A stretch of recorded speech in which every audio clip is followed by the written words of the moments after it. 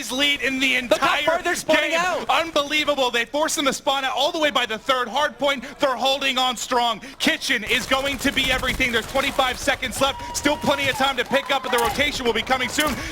It's called Kleister by himself. The Tempest does not connect. The miracles from yesterday we saw coming up a little bit short, but they are right back in this one, baby. Okay, Rise are able to stop the bleeding for a brief moment. You got Looney trying to get early position over near the next hard point, and he's just looking to be a nuisance. He can actually flank around some of these FaZe players as he jumps back up. He sees two up top, can't pick up any kills, but it's going to be classic. He has active camo, could use it to try and break. He finds one, takes down Attach. He's another one over near the staircase. As he gets cleaned up, it's going to be Slack following this push up. Slack, can he get in? Wins one, can't pick up the second. FaZe has to hold. 50 seconds remaining on this hard point. That's contested now. The break comes in for Rise Nation. They're looking to close it out, just 20 points away here. Octane on a four streak. Looney breaking in. Give me two. Classic's got one as well. He's got the heat wave. They're going to close it out here. They're so far away. If Looney just runs out and heat waves them, that should be game over right here. Wow, what a battle. The early eruption from Rise Nation is enough to hold on to this one. There's a contest, but that should be it. 1 point left. Can they get it? FaZe gets the break. They can't do this, right? There's no way, right? The thing is, you have to hold on to the remaining scrap time because Rise only need 1 point, and you need to find a way to win rotation. It's going to be tough, but technically it's mathematically possible. Oh my God, do we have, let me check through FaZe. Are there any streaks that maybe they could break this? They've got nothing, and that's it. They get over to the third hard point, and Rise Nation's going to take game one in our first semifinal, best of 7. Woo! A lot closer than I would have thought after that start that Rise had. You don't say. 105-5 was it? And FaZe comes bouncing back. The slow starts are gonna hurt you here on Championship Sunday. But I want to hear what the guys on the couch think. Chopra, Matt, take it away. Thank you, Maven and Revan. And yeah, that like later half, we were all like, okay, this looks real bad for FaZe.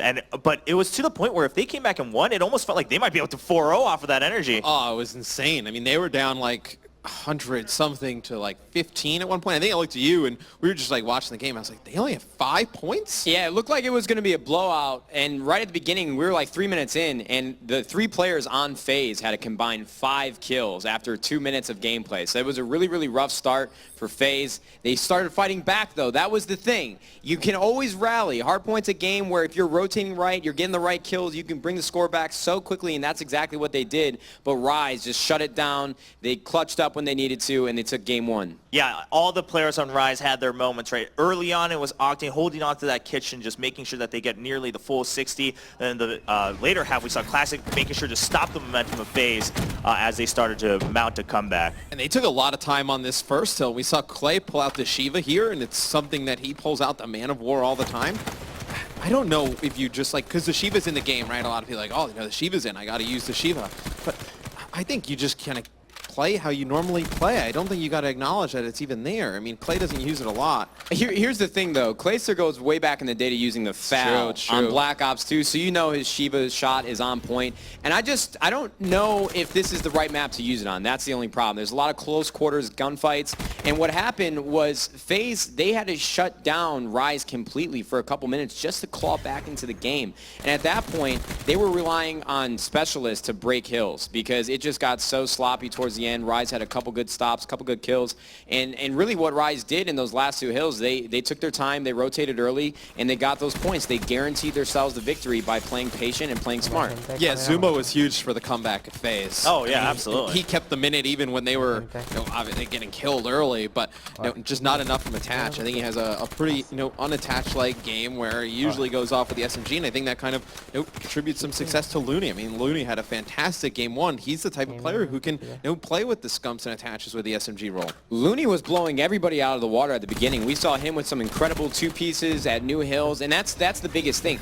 The most, like, you could have a ton of kills in a game, but the most important kills that you don't see on the stat sheet are the ones that you get on rotation. And Looney was always there soon. He was always getting the entry kills in the hills. He was holding it down, and he was so important for his team. And if this map is any indication what the series is going to be like, we're in for a good one. Yeah, we're in definitely for a fun best of 7, and the second map is going to be that Search and Destroy. this time on Redwood, and the overkill goes out right away. Right away. Yeah, none of that trickery with the SMGs coming in. Yeah, the overkill is going to be going home, so we're probably going to see, I guarantee we're going to see some sniping action on this map, especially with that RK5. And we saw Octane in the first map using the L-car quite a bit, so we know that they are very confident with that as a secondary. The Shiva going home, the thermal getting banned right away, so it's going to be interesting to see, because this map with thermal snipers is so hard to play, because players are jumping over trees and getting these insane positionings throughout the map, but right away the thermal is going to be banned.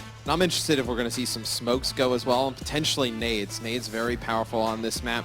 Now you can nade over the building onto the A site, you can nade over the building onto the B site, so still frags Semtex is left in the game. You see both tacticals go. Oh man, I was just about to say the stuns have not left yet. I was hoping to see a little stun action, but we are not going to this time around.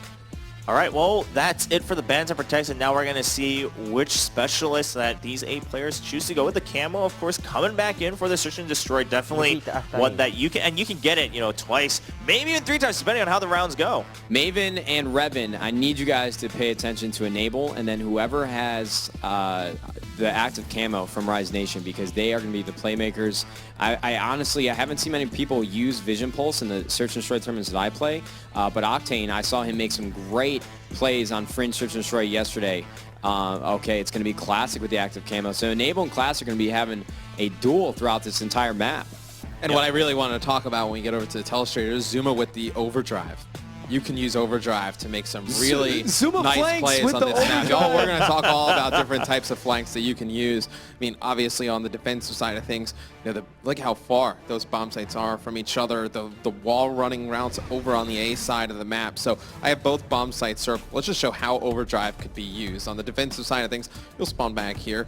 And what you want to do is either you can use that overdrive and get to that middle stump and get into bunker, like just as that player is getting there. And we know how big of a disrupting factor Zuma was during Advanced Warfare. Now he's able to go on these long flanks, unpredictable plays in S&D, but not even that route. We've seen a lot of players taking one where they get off the spawn and Search and Destroy, they cut right into the water. And we talked about how important the water was yesterday on Hunted. You get under that bridge and they can come up behind those players, because that's going to be the normal offensive setup, right? They're going to go over towards that B site. You can make a really nice play there. And then obviously the longest flank of them all, I don't think you would even use overdrive for it. Straight through that bottom tree line all the way down here behind the player in top bunker. If you have enough time to pull that off, that's a really nice play, and then it kind of forces the offense to pick. Do we want to focus on this player all the way in the back of our base? Because, I mean, look, you have so much area back here to just kind of get lost, so to speak, where they got to look for you. At that time, you pretty much have wasted the entire round on the offensive side of things. So Zuma, with those individual plays, can be a huge factor on this map.